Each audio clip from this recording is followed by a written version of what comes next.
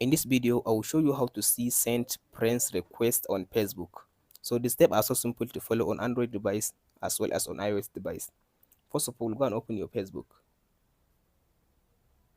After you open your Facebook, tap on this menu at the top right side. Now scroll to down and tap on this settings and privacy. Tap on this settings icon. Scroll all the way to down and tap on this activity log. Under activity log, all you have to do now, tap on this connections.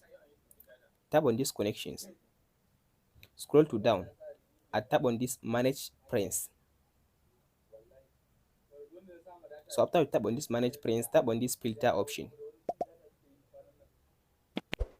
So under this filter, tap on this categories.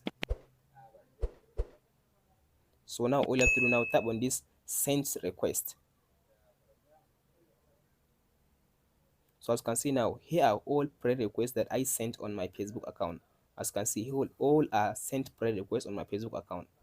That's it, guys.